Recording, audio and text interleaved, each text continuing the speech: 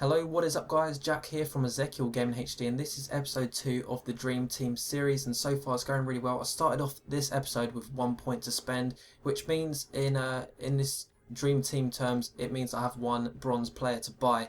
I can't buy any bronze rare players yet because I haven't unlocked the ability to buy rare players or rare cards in general. So I spent that point, as you can see down at the bottom right, or roughly the bottom right, it's got a blue 0. That means I've got no points. To get points I need to enter a cup or enter a divisions game, and because I've got a bronze team at the moment, it's not even a very good bronze team.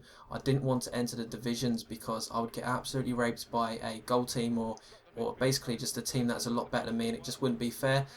So I went into the first round of the bronze challenge again because I lost at the end of last episode, and because in cup games the rule is that I get a point whether I win or I lose, so it's always going to be good at the start of this series to enter these cups.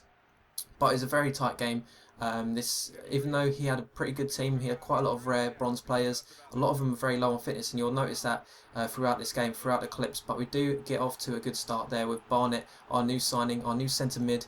He managed to put us 1-0 up in the 49th minute with a nice left foot finish, and I think he's right footed, so it's very good for him to finish like that. I did have another chance here getting through there. I'm not sure who it was, but I was surprised he'd missed that, to be honest with you.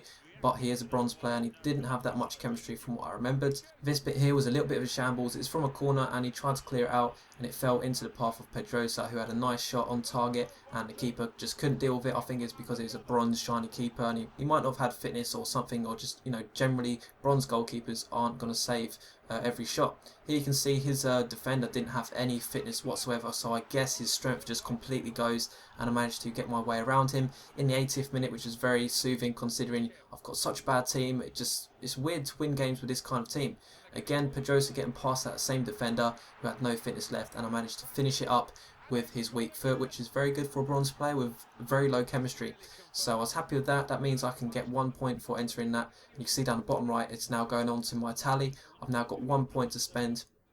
I also had about 900 coins, which means I could buy a bronze player for 200 coins and still open a pack. So that's what I did. I went to open a pack and to see, basically I'm trying to accumulate my things like shooting attributes and contracts. Things you get in bronze contracts, bronze packs are very, very good at the early stage of this, especially for me considering I'm going to have a bronze team for a very long time. So bronze contracts give me 5 games, which is a lot.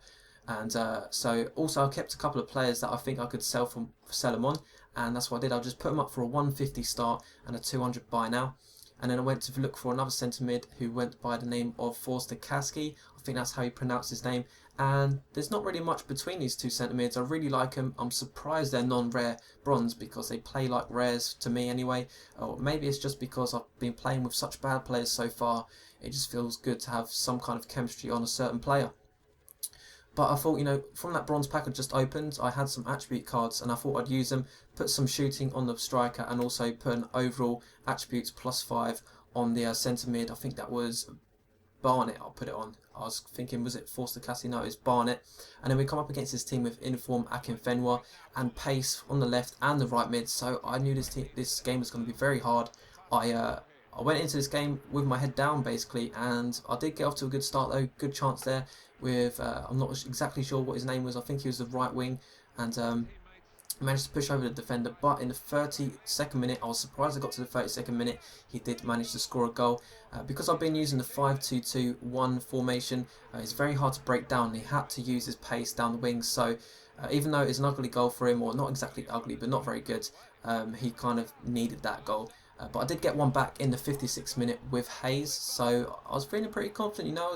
If you can get a goal back, that means why not you can score another one. Nearing off to the end of the match in the 80th minute, he gets a little bit of space here with Akinfenwa, and he takes a shot, deflects, and I just about get a second chance here getting the ball out. And in the 90th minute, I wasn't done. I took a shot onto goal, and with my head, I managed to still get the ball with Ocho. I think he had like 1 chemistry, this player, so I was surprised I managed to dribble around him. And that finish there, oh my god, I went mad over that. I was like, how could I not score there? And again, like in the extra time, we went straight on to extra time with that draw, and he couldn't score that either, so it is up and down for both of us. Any of us could have won this game, but as you can see, he does get through here with not a lucky chance, but it's one of those goals you think to yourself, why? You've had all those chances for yourself, he's had a lot of chances, and he has to score that one. But we do come back in the 120th minute now. It's the last chance. I knew it was the last chance. Did a little bit of dribbling with my 9 chemistry player, and I finished it up with his weak foot into the side netting. Very good finish for a bronze player. That leads us on to penalties because it's a cup. I'm not really used to taking penalties because I usually play in divisions. I don't play in cups very often, so I was a little bit nervous considering most of my players are rubbish, or most of them are defenders actually, because I have 5 at the back. So I knew I was at a disadvantage, but he wasn't very good at taking penalties.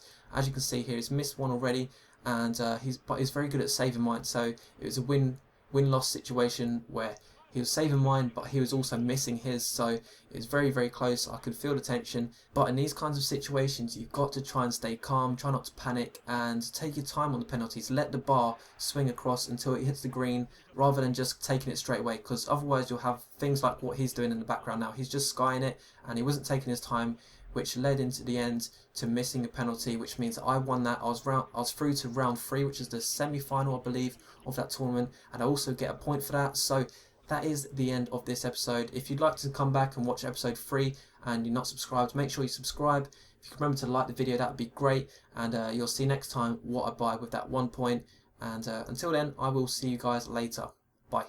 For his free kicks, great passing, and he also has a very good shot on him too. Honda has high attacking and low defensive work rates, which means he is another player that could leave some gaps in the midfield position, or just leave some gaps in the team. Although he does have Angbar to back